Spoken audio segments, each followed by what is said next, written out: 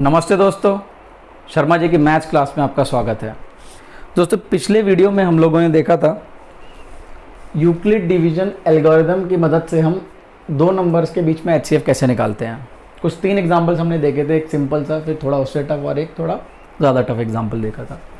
और मैंने कहा था हम अगले वीडियो में ये देखेंगे कि यूक्लिड डिवीजन एल्गोरिदम से हमें एचसीएफ बिटवीन टू नंबर्स कैसे मिल रहा है, मतलब इसकी जो वर्किंग है वो, उसका रीजनिंग ऑफ द वर्किंग क्या है, वो आज हम देखेंगे। उसको देखने से पहले दोस्तों एचसीएफ क्या होता है ये जान लेना बहुत ज़रूरी है। तो पहले एचसीएफ को डिकोड करेंगे कि एचसीएफ क्या होता है, उसको एकदम धीरे धीरे से अच्छे से समझेंगे एचसीएफ, फिर हम समझेंगे कि यूक्लिड डिवीजन एल्गोरिदम की मदद से एचसीएफ कैसे निकल के आता है।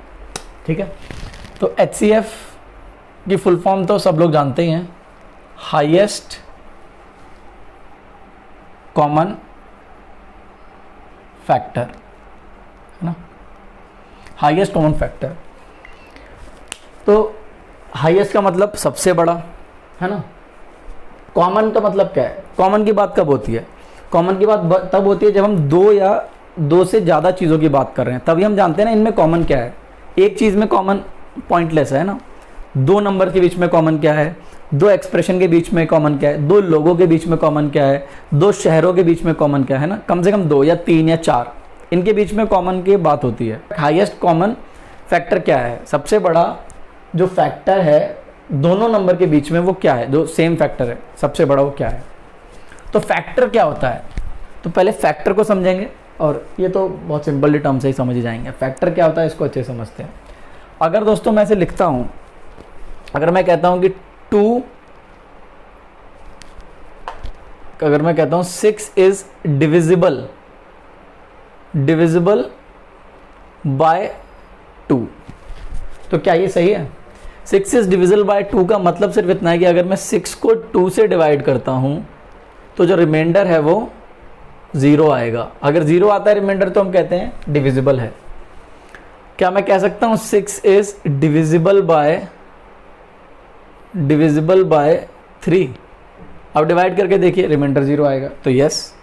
क्या मैं कह सकता हूं 6 इज डिविजिबल बाय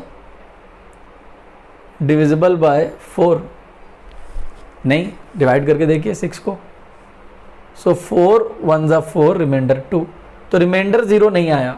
इसके आगे डिवीजन परफॉर्म नहीं कर सकते हैं क्योंकि रिमाइंडर जो है वो अब डिवाइजर से छोटा आ चुका है। जब भी रिमाइंडर डिवाइजर से छोटा आएगा तो हम डिवीजन स्टॉप कर देंगे, तो यानी ये डिविजिबल नहीं है। तो 6 इज नॉट डिविजिबल बाय 4, ठीक है, ये हमने देखा।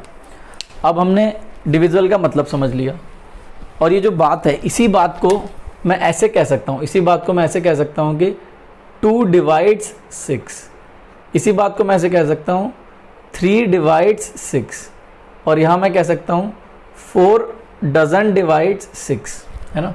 ये जो सिंबल मैं यहाँ लिख रहा हूँ दोस्तों, ये इसको हम पढ़ते हैं डिवाइड, और इसका मतलब है, मतलब मैंने डिवाइड किया फिर कट कर दिया, डिवाइड नहीं करता है, तो नॉट डिवाइड्स और डजंट डिवाइड्स, कुछ भी आप कह सकते हैं, ठीक। तो इन सिंबल्स को समझ लीजिए, और मुझे बार बार इतने बड़े स्टेटमेंट्स नहीं लिखने पड़ेंगे, इसलिए मैं इन सिंबल्स का यूज़ करूँगा। तो 2 डिवाइड 6 सही है, 3 डिवाइड 6 सही है, 4 डजंट डिवाइड 6 ये भी सही है। 4 डिवाइड 6 होता तो वो सही नहीं होता। अब मैंने लिखा 2 डिवाइड 6, चाहे मैं 6 इज डिविजिबल बाय 2 कहूँ या 2 डिवाइड 6 कहूँ, तो इसकी बात एक ही है। और इसी बात को हम ऐसे भी कह सकते हैं कि 2 is a factor of 6, 2 is a factor of 6, 2 जो है वो 6 का फैक्टर है। और 3 डिवाइड 6 को हम ऐसे कह सकते हैं कि 3 इज़ अ फैक्टर ऑफ 6, ठीक है, समझ में आ गई। तो अगर कोई नंबर जैसे 2 है वो किसी दूसरे नंबर जैसे 6 को डिवाइड करता है तो हम 2 को 6 का फैक्टर कह देते हैं, ठीक है। तो यहाँ पर हम लिखते हैं, इस चीज़ को हम जनरलाइज कर देते हैं जो हमने चीज़ लिखी है यहाँ पर। तो इफ़ x डिवाइड्स y, अगर कोई नंबर है x जो कि y को डिवाइड करता है, then x is a factor of y, तब x क्या हो जाएगा, x y का फैक्टर हो जाएगा, ठीक है। तो ये हमने इस बात को लिख दिया यहाँ पर, ये बहुत ही इसका निचोड़ है फैक्टर का, ठीक। फैक्टर किसे कहते हैं, अगर कोई एक नंबर x जो y को डिवाइड करता है, तब हम x को y का फैक्टर कहते हैं। ठीक, तो ये हम समझ गए। जैसे इस केस में एक और चीज़ हम देख सकते हैं कि 6 इज डिविजिबल बाय 1। ठीक है, इनफैक्ट तो उसको हम लिख सकते हैं 1 डिवाइड्स 6। 1 तो सभी को डिवाइड करता है और 6 डिवाइड 6, ये भी सही है। 6 मतलब नंबर खुद को तो डिवाइड करेगा ही करेगा हमेशा, और 1 भी हर एक नंबर को डिवाइड करता है। ठीक है, तो अब हम इस चीज़ को और थोड़ा अच्छे से जानते हैं। अब जैसे कि हमें ये एकदम बेसिक है HCF का। ठीक है, HCF का नहीं, ये फैक्टर का बेसिक है। अब हाईएस्ट कॉमन फैक्टर का मतलब क्या है, एकदम बेसिक कॉन्सेप्ट के जरिए हम समझते हैं। जैसे हमने पिछले क्लास में एक क्वेश्चन किया था, पहला क्वेश्चन HCF बिटवीन 36,12। ठीक है, अब हम इसी क्वेश्चन को यहाँ पर करते हैं, इस बेसिक वाले मेथड से निकाल के देखते हैं। वो हमने निकाला था यूक्लिड डिवीजन एल्गोरिथम से। तो इसके लिए पहले हमें हाईएस्ट कॉमन फैक्टर निकालने, पहले हम दोनों के फैक्टर्स निकाल लेते हैं। फैक्टर्स ऑफ 12 क्या क्या होंगे, तो हमें ऐसे नंबर खोजने हैं जो 12 को डिवाइड करते हैं, यानी जो 12 के फैक्टर हैं। तो 1 डिवाइड करता है 12 को, तो 1 फैक्टर हो गया। 2 डिवाइड करता है, 2 भी फैक्टर हो गया 12 का। 3 डिवाइड करता है, 3 भी फैक्टर हो गया। 4 12 को डिवाइड करता है, 4 भी फैक्टर हो गया। 5 नहीं करता है, 5 नहीं होगा। 6 डिवाइड करता है, 6 भी होगा। 7 8 9 10 11 कोई डिवाइड नहीं करता है 12 को, फिर सीधा 12 डिवाइड करता है। तो ये सारे फैक्टर्स हैं किसके, 12 के। अब हम देखते हैं फैक्टर्स ऑफ किसके, यहाँ पर फैक्टर्स देखते हैं हम 36 के। आर क्या क्या हैं फैक्टर 36 के, वो 1 डिवाइड करता है 36 को, 2 भी डिवाइड करता है 36 को, 3 भी डिवाइड करता है 36 को। तो जो 36 को डिवाइड करते हैं वो सब फैक्टर्स होते जाएंगे। 4 भी डिवाइड करता है 36 को, 5 नहीं करता है, 6 करता है 36 को, 7 नहीं करता है, 8 भी नहीं करता है 36 को, 9 करता है 36 को, 9 4 जा 36, 10 नहीं करता है, 11 नहीं करता है, 12 डिवाइड करता है 36 को, है ना, और 13 नहीं करता है, 14 नहीं करता है, 15 नहीं करता है, 16 नहीं करता है, 17 18 डिवाइड करता है 36 को, उसके बाद सीधे 36 डिवाइड करता है 36 को। ये सभी फैक्टर्स हैं किसके, 36 के। आप चेक करके देख सकते हैं, डिवाइड कर करके 36 के फैक्टर आप फाइंड कर सकते हैं। तो अब हम जानेंगे कॉमन फैक्टर्स क्या होते हैं। Common factors of 12 and 36। 12 और 36 के कॉमन फैक्टर्स क्या हैं, 1 है। 1 तो हमेशा ही दो नंबर्स के बीच में कॉमन फैक्टर होगा। ठीक, यहाँ पर 1 है, देखिए तो दोनों में कॉमन फैक्टर, मतलब ऐसे फैक्टर जो दोनों के हैं, मतलब 12 के और 36। 2 भी है, ठीक, 3 भी है दोनों में कॉमन फैक्टर, 4 भी दोनों में कॉमन फैक्टर है, 6 भी दोनों में कॉमन फैक्टर है, और 12 भी दोनों में कॉमन फैक्टर है। 9 नहीं है, 18 नहीं है, और कुछ नहीं है, तो 12 भी है। ठीक, तो ये दोनों के कॉमन फैक्टर्स हैं। अब आपसे पूछ रहे हैं सबसे बड़ा कॉमन फैक्टर क्या है, highest common factor between these two numbers क्या है। तो ये पूछ रहे हैं आपसे कि highest common factors of 12 and 36 क्या है, इज 12। वो तो 12 होगा, है ना। तो ये हमने कॉन्सेप्चुअली जान लिया हाईएस्ट कॉमन फैक्टर क्या होता है। इसी बात को हम इस तरह से लिखते हैं, HCF ऑफ, ये बड़ा बड़ा स्टेटमेंट लिखने से HCF इन ब्रैकेट्स 12, 36 या 36, 12 लिखें, एक ही बात है, इज इक्वल टू 12। अब दोस्तों हम लोगों ने हाईएस्ट कॉमन फैक्टर जान लिया क्या है। कभी आपने ये सोचा है कि लोएस्ट कॉमन फैक्टर क्या होता है, और आपने देखा होगा कभी पूछता भी नहीं है कोई लोएस्ट कॉमन फैक्टर, है ना। कभी एग्जाम में नहीं पूछता, कोई नहीं पूछता। क्यों नहीं पूछता है, क्योंकि लोएस्ट कॉमन फैक्टर, और हम जानते हैं 1 सबसे लोएस्ट नंबर है जो सबको डिवाइड करता है, और 1 तो सभी नंबर को डिवाइड करता है, चाहे कोई से भी दो नंबर हो। तो लोएस्ट कॉमन फैक्टर जो होगा दो नंबर के बीच में, वो हमेशा 1 होगा, क्योंकि वो हमेशा 1 ही होगा, चाहे कोई से भी दो नंबर हो।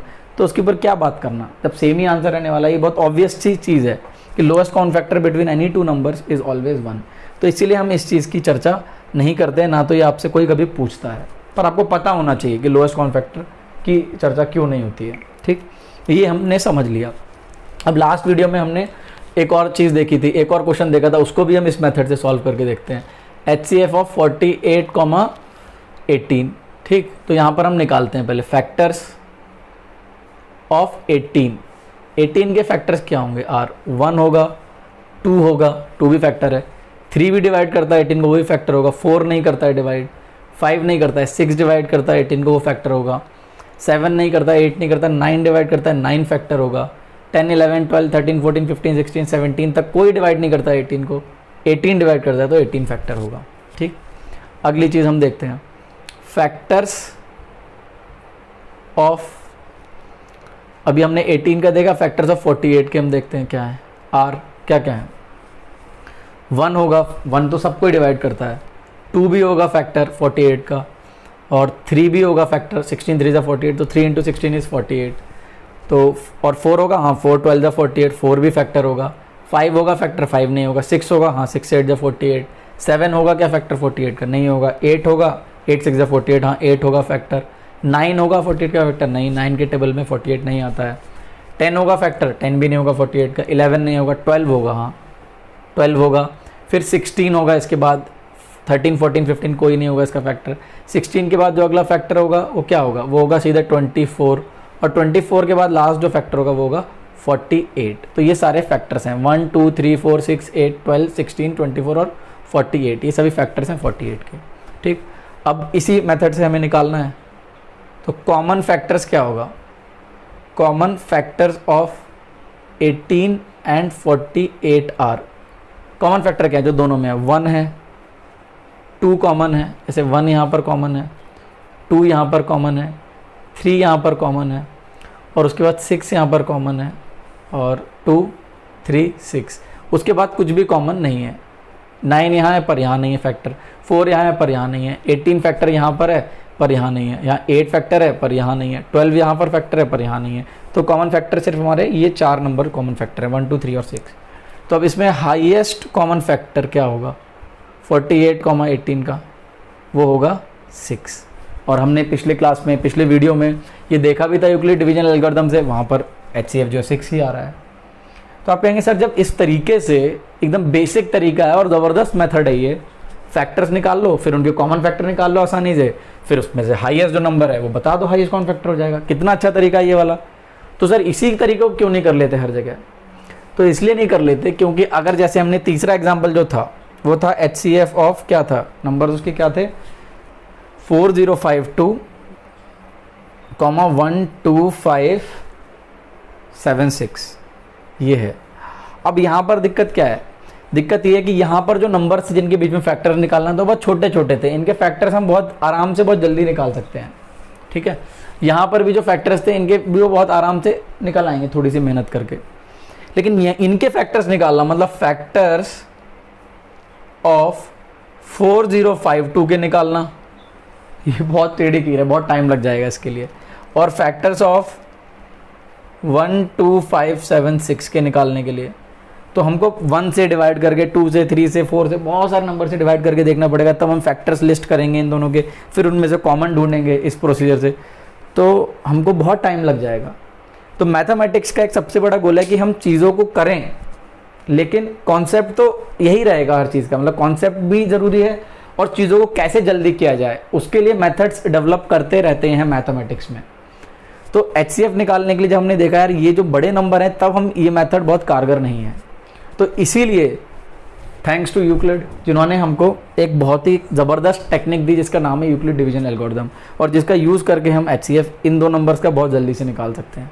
इन दो नंबर का भी HCF यूक्लिड डिवीजन लेमा से कम टाइम में निकलेगा कंपेयर टू जो हमने यहाँ निकाला है। यहाँ पर भी यूक्लिड डिवीजन लेमा से बहुत कम टाइम में निकल आएगा जितना हमें टाइम यहाँ पर लगा है लिस्ट करने में। पर हमें ये समझना बहुत ज़रूरी है, ये समझने से हमें ये समझ में आता है कि हाईएस्ट कॉमन फैक्टर का मतलब क्या होता है एग्जैक्टली। ये कॉन्सेप्चुअल चीज़ें हैं, वो जो हमने सीखा है वो मेथड है। अब वो मेथड वर्क क्यों करता है अगर ये समझ में आया है तो यहाँ से हम कुछ ऑब्जर्वेशंस, कुछ निचोड़ निकालेंगे, क्या हमें सीख मिली है, उसकी मदद से फिर हम उन ऑब्जर्वेशन की मदद से कुछ अपनी कॉमन सेंस से और कुछ जो HCF का क्या मतलब होता है उन सब चीज़ हम देखेंगे कि ये वर्क कैसे करता है यूक्लिड डिवीजन एल्गोरिथम। ठीक है, तो यहाँ पर जो कुछ ऑब्जर्वेशंस हैं वो हम देखते हैं क्या हैं। ठीक है,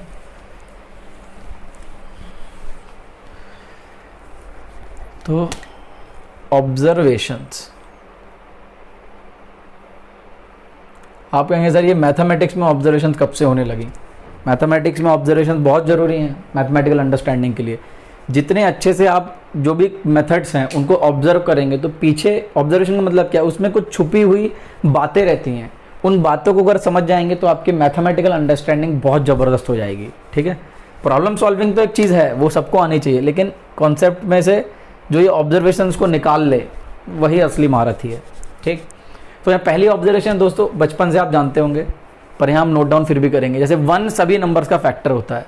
पहली बात बेसिक है कि 1 डिवाइड्स एवरी नंबर, 1 हर नंबर को डिवाइड करता है। ठीक है, इसी बात को हम ऐसे लिख सकते हैं कि 1 is a factor of every number, 1 her number का फैक्टर है। यहाँ पर जब मैं नंबर लिख रहा हूँ, कुछ भी लिख रहा हूँ, तो हम लोग सारी बातें जो कर रहे हैं वो नेचुरल नंबर्स की बातें कर रहे हैं, मतलब पॉजिटिव इंटीजर्स के बारे में हम कह रहे हैं। रियल नंबर जो नंबर पॉइंट में, हम हर एक रियल नंबर के लिए नहीं कह रहे हैं। ठीक है, तो ये जो हमारा डिस्कशन है इस क्लास का, पिछले क्लास का, वो सारा का सारा सिर्फ नेचुरल नंबर्स के लिए है। ठीक है, और दूसरा ऑब्जर्वेशन क्या है कि एवरी नंबर डिवाइड्स इटसेल्फ, हर नंबर खुद को डिवाइड करता है। ठीक है, तो यहाँ कह सकते हैं every number is a factor of itself, हर नंबर खुद का फैक्टर होता है। Every number is a factor of itself, है ना। ये ऑब्जर्वेशन भी एकदम ठीक है। हम तीसरी ऑब्जर्वेशन देखते हैं, पहले कुछ समझते हैं फिर हम ऑब्जर्वेशन लिखेंगे। अगर देखो दोस्तों, यहाँ पर आपने देखा जो फैक्टर्स हैं, अब जैसे 12 और 36 के बीच में जो हमने, जब भी हम फैक्टर्स निकाल रहे हैं तो 12 के जितने फैक्टर्स हैं, देखिए सबसे बड़ा फैक्टर 12 है इसका, और 36 में सबसे बड़ा फैक्टर 36 है। ठीक है, तो जो हाईएस्ट कॉमन फैक्टर, क्योंकि 12 का किसी भी नंबर का फैक्टर उस नंबर से बड़ा तो नहीं हो सकता, है ना, किसी भी नंबर का फैक्टर उस नंबर से बड़ा नहीं हो सकता। तो 12 और 36 में जो 12 का छोटा वाला नंबर है उससे बड़ा तो 12 का फैक्टर नहीं होगा, तो जो दोनों में हाईएस्ट कॉमन फैक्टर होगा वो भी 12 से बड़ा नहीं हो सकता, है ना। तो जब भी दो नंबर के बीच में हम HCF निकालेंगे तो उनका हाईएस्ट कॉमन फैक्टर जो छोटा वाला नंबर है उससे बड़ा नहीं हो सकता। समझ में आया दोस्तों। जैसे इस केस में 12 और 36 का जो HCF है वो 12 से बड़ा नहीं हो सकता, मैक्सिमम 12 हो सकता है। यहाँ पर जो HCF है 18 और 48 के बीच में, वो 18 से बड़ा नहीं हो सकता, 18 या उससे छोटा ही होगा। ठीक है, तो हम क्या लिखेंगे, HCF between two numbers is always less than or equal to the smallest number. Smallest number कहाँ से, इन दोनों में जो स्मॉलेस्ट रहेगा, जो दो नंबर के बीच में HCF निकाल रहे हैं उनमें जो स्मॉलेस्ट नंबर रहेगा, HCF उन दोनों नंबर्स का हमेशा वो छोटा वाला नंबर जो दोनों में से उससे छोटा या उसके बराबर ही होगा, वो उससे बड़ा नहीं हो सकता। या फिर हम ऐसे कह सकते हैं, this HCF of two numbers can not be greater than the smallest number. ठीक है, ये मतलब एक ही बात को कहने के दो तरीके, मतलब उससे छोटा या उसके बराबर होगा, या फिर छोटे वाले नंबर से बड़ा नहीं हो सकता दो नंबर के बीच का HCF। ये हमारी थर्ड ऑब्जर्वेशन है। ठीक, अगली ऑब्जर्वेशन कुछ हम देखते हैं अभी क्या है। ठीक है, अगर मान लीजिए कोई एक नंबर है k, अगर हमने कह दिया कि k है वो डिवाइड करता है, मान लीजिए यहाँ पर किसी एक नंबर को जो है a, और वो वही k डिवाइड करता है किसी दूसरे नंबर को b। ठीक है, हमें HCF निकालना है a और b का। अगर k a को भी डिवाइड करता है और k b को भी डिवाइड करता है, देन हम क्या कह सकते हैं, तो जो हमारा HCF होगा a, b का, वो क्या होगा, जरा गैस करिए क्या हो सकता है। अगर k a को भी डिवाइड कर रहा है और k b को भी डिवाइड कर रहा है, तो यानी कि k कॉमन फैक्टर है a और b के बीच में। ठीक है, तो k से छोटा हमारा कॉमन, मतलब हाईएस्ट कॉमन फैक्टर नहीं हो सकता। हाईएस्ट कॉमन फैक्टर हमारा k या उससे बड़ा होगा, तो जो हमारा हाईएस्ट कॉमन फैक्टर होगा is always greater than or equal to this k। अगर k कोई नंबर है जो a को डिवाइड कर रहा है और b को भी डिवाइड कर रहा है, तो HCF a और b के बीच में क्या होगा, जो भी होगा वो k से बड़ा या उसके बराबर होगा। या दूसरे शब्दों में हम ये कह सकते हैं, जो HCF होगा a और b के बीच में, वो क्या होगा, that can not be less than k, वो k से छोटा नहीं हो सकता। ठीक है, उम्मीद है दोस्तों आपको ये सब अच्छे से समझ में आया होगा। अब जो अगला ऑब्जर्वेशन है वो हम ये देखेंगे, जो जैसे आपने देखा था कि इफ़ अगर हम कहते हैं x डिवाइड्स y, देन हम एक x डिवाइड y, तो हमने अभी थोड़ी देर पहले समझा ही था कि x is a factor of y, हम ऐसे कह सकते हैं। इसको कहने का और एक नज़रिया if x divide y then by Euclid division lemma, तो यूक्लिड डिवीजन लेमा सीखा है आपने, बाय यूक्लिड डिवीजन लेमा आप क्या कह सकते हैं, then by Euclid division lemma we can write, जो यहाँ पर डिविडेंड क्या है y है, x y को डिवाइड कर रहा है, तो हम लिख सकते हैं y इज इक्वल्स टू, किससे डिवाइड कर रहे हैं, x से, x into Q plus some remainder, है ना, y equal to X Q plus remainder जब हम डिवाइड करेंगे, लेकिन क्योंकि x डिवाइड करता है y को कंप्लीटली, x y को डिवाइड, x डिवाइड y का मतलब ये है कि रिमाइंडर 0 आता है, तो यहाँ पर रिमाइंडर 0 आएगा, रिमाइंडर जब 0 आएगा तो हम लिखेंगे 0, यानी हम इसको नहीं भी लिखें तो भी चलेगा, क्योंकि if we add 0 to anything the number remain same. तो देन यूक्लिड डिवीजन लेमा से हम लिख सकते हैं y equal to X Q.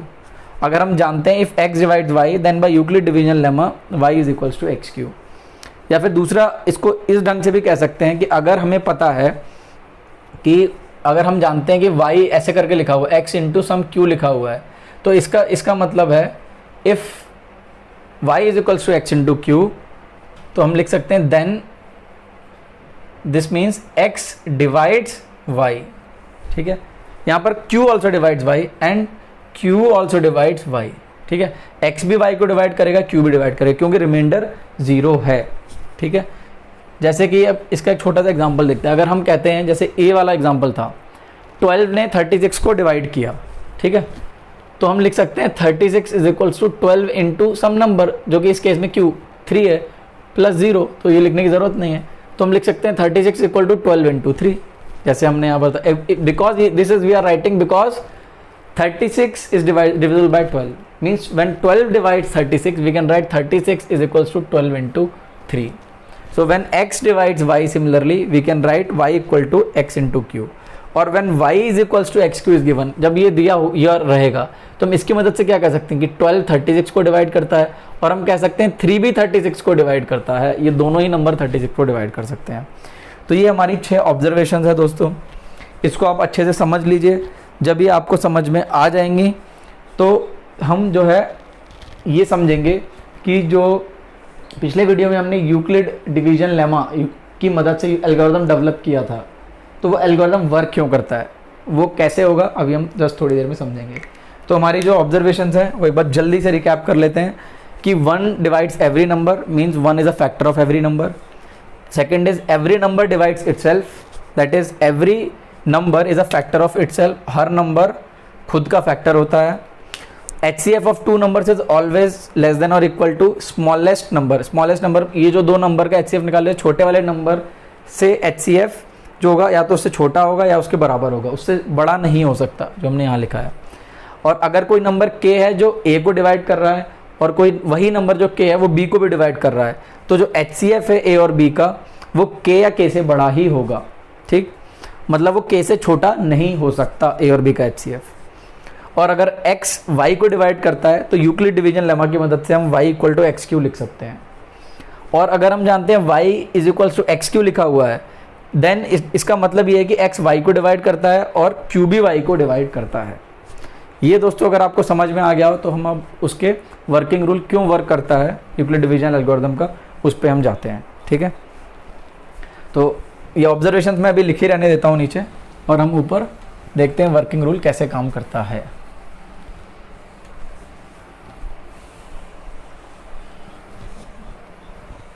तो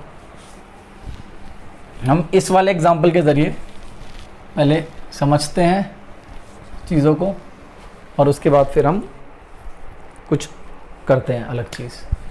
तो हमें निकालना है HCF ऑफ 48,18, ठीक है। तो यूक्लिड डिवीजन लेमा की मदद से बड़े वाले नंबर को डिवाइड करना है छोटे वाले से, तो हम लिख देंगे 48 is equals to 18 into 2 plus 12। फिर हम डिवाइड करेंगे, जो पुराना जो डिवाइज़र था वो नया डिविडेंड बन जाएगा, और जो पुराना रिमाइंडर था वो नया डिवाइज़र बन जाएगा। तो डिविडेंड को इससे डिवाइड किया तो 12 इंटू 1 प्लस 6 आ गया। अब क्या करेंगे, अब जो पुराना डिवाइज़र था वो नया डिविडेंड बन गया, और जो पुराना रिमाइंडर था वो नया डिवाइज़र बन गया। तो 12 को 6 से डिवाइड करेंगे, 6 इंटू 2 प्लस 0। जैसे ही 0 आया तो हमने क्या लिखा, हमने लिखा कि HCF ऑफ 48,18 क्या होता है, वो होता है 6। ये हम कैसे लिख पाए, हमें यही तो जानना है आज के क्लास में। तो अगर आप देखेंगे दोस्तों, क्या अगर मैं यहाँ पर ये ना लिखने के बजाय अगर ऐसे लिखूँ, यहाँ पर हमें पता है 6 डिवाइड्स 12, ठीक, 6 12 को डिवाइड करता है, और हम यहाँ पर ये कह सकते हैं कि 6 डिवाइड्स 6, 6 12 को भी डिवाइड करता है और 6 6 को भी डिवाइड करता है। तो हमने यहाँ पर प्रॉपर्टी की, अगर कोई नंबर है जो a को डिवाइड करे और वही नंबर b को डिवाइड करे, तो दोनों का जो HCF होगा वो क्या होगा, वो उससे बड़ा या उसके बराबर होगा। तो इस वाले इन दोनों चीज़ से हम क्या कह सकते हैं, हम कह सकते हैं कि HCF जो होगा वो 12 और 6 के बीच में वो क्या होगा, that is greater than or equal to 6 होगा, ठीक। अब हम यहाँ पर आ जाते हैं, HCF ऑफ 2 नंबर, ये छोटे वाले नंबर से के बराबर या उससे छोटा होगा। इस स्टेटमेंट से हमें पता चलता है कि जो HCF होगा 12 और 6 का वो less than or equal to होगा 6 से। तो फोर्थ वाला स्टेप हमें बता रहा है कि जो HCF होगा 12 और 6 का वो 6 से बड़ा या उसके बराबर होगा।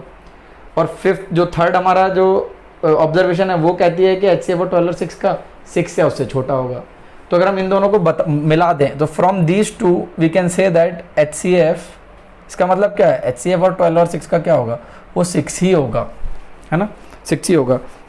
इसको हमें और एक ऑब्जर्वेशन ऐसे लिख देनी चाहिए थी, 7th ऑब्जर्वेशन अगर हम ऐसे नाम दे दें और यहाँ पर लिखें कि इफ़ x डिवाइड्स y, अगर x y को डिवाइड करता है then HCF of x comma y is equal to x।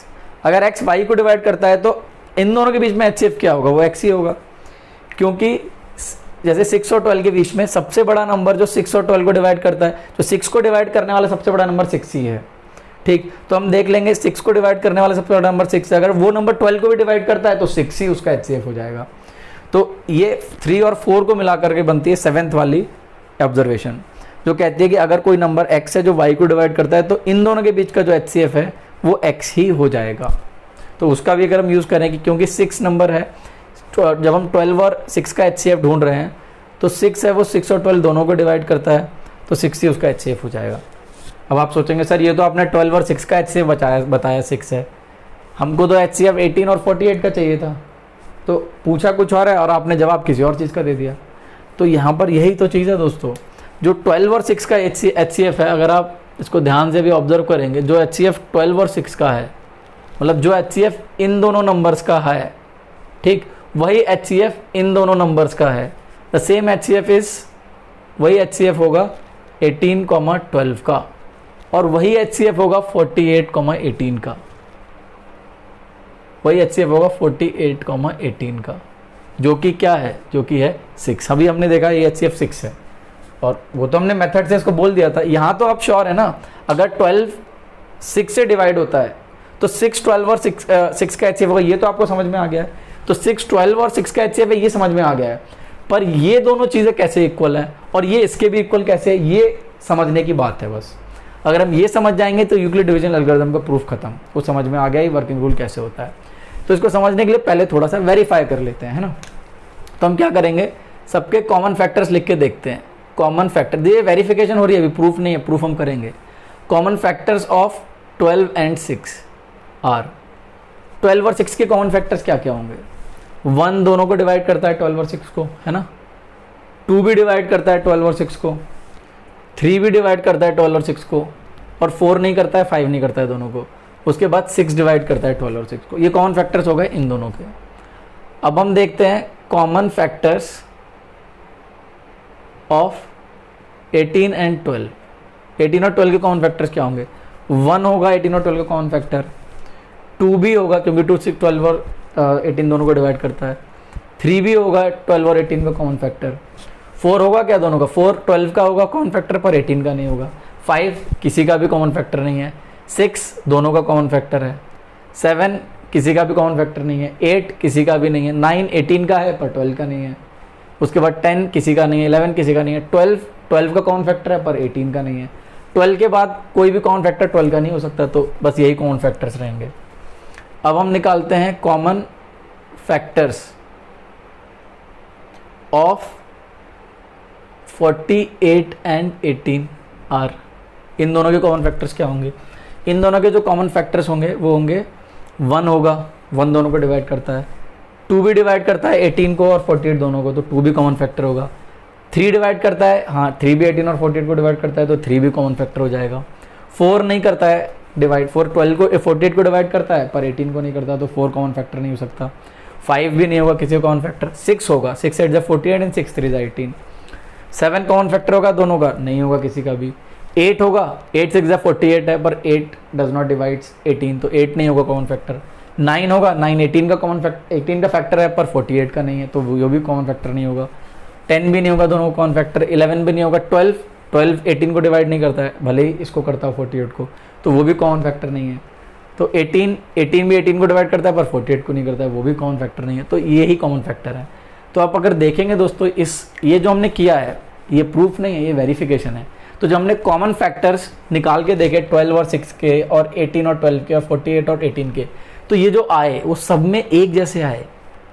ये ऑब्जर्वेशन जब मैथमेटिशियंस ने की होगी, मुझे ऐसा लगता है जबकि, तो उनको पता है ये तो बहुत दिलचस्प ऑब्जर्वेशन है।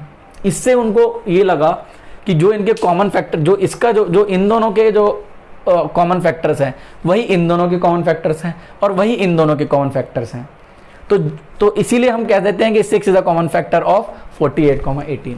तो ये तो हमने एक एग्जाम्पल के जरिए वेरिफिकेशन करके देखा है। इससे हम जब ये 12 और 6 के जो कॉमन फैक्टर हैं वही 18 और 12 के हैं और वही 48 और 18 के हैं, तो जब ये चीज़ इन सब के कॉमन फैक्टर का सेम सेट है, तो हाईएस्ट कॉमन फैक्टर जो होगा इनका वो भी तो सेम ही होगा ना। जब कॉमन फैक्टर्स के जितने भी कॉमन फैक्टर हो सारे के सारे सेम है, तो जो हाईएस्ट कॉमन फैक्टर होगा इसका, इसका और इसका, वो भी तो सेम होगा। तो जो कि हमें पता है यहाँ पर 6 है और यहाँ से भी देखिए 6 ही निकल करके आ रहा है। तो ये आपको समझ में आया होगा, कॉमन फैक्टर्स इन सबके सेम होते हैं।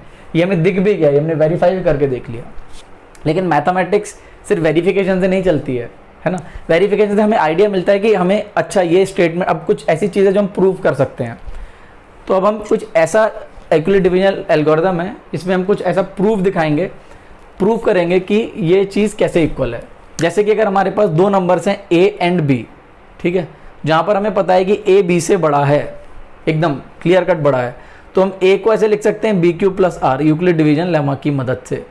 तो हमने यहाँ पर क्या कहा, हमने ये कहा जो फैक्टर A और B का है, ठीक है, जो HCF A और B का है वही HCF B और R का भी होगा, वही HCF B, R का भी होगा। अगर हम इस स्टेटमेंट को प्रूव कर दें, मतलब जो हम यहाँ पर यही तो कह रहे हैं, जो फैक्टर 48, 18 का है वही फैक्टर 18, 12 का है। तो अगर हम ये स्टेटमेंट प्रूव कर दें, तो HCF of A, B is same as HCF of B, R, तो ये जो सारा का सारा जो वर्किंग रूल है वो उसका प्रूफ क्लियर हो जाएगा आप लोग को, वो आपको समझ में आ जाएगा क्यों वर्क करता है। तो हमें मैथमेटिकली इस स्टेटमेंट का प्रूफ करना होगा। 10th क्लास के लिए सबकी ज़रूरत नहीं है, लेकिन आपको मैथमेटिकल अंडरस्टैंडिंग के लिए ये समझना बहुत ज़रूरी है, ठीक है। इसके लिए मैं आपको अगला वीडियो में समझाऊंगा कि ये जो इसका जो प्रूफ है HCF ऑफ A, B, ये HCF ऑफ B, R कैसे होता है, कैसे हम इसको प्रूफ करेंगे, ठीक है दोस्तों। उम्मीद है दोस्तों ये जो हमने आज के वीडियो में सीखा है, HCF का कॉन्सेप्ट और यूक्लिड डिवीजन एल्गोरिथम के ज़रिए भी हमने देखा, और जो हमने बेसिक कॉन्सेप्ट है फैक्टर्स, उन दोनों को मिला करके देखा कि जो HCF है 2 नंबर्स के बीच में यूक्लिड डिवीजन एल्गोरिथम में, वो कैसे वर्क करके हमको HCF जो है वो निकल करके आ जाता है, ठीक है दोस्तों। अगर आपको वीडियो पसंद आया है तो चैनल को लाइक और सब्सक्राइब ज़रूर करें। थैंक यू दोस्तों।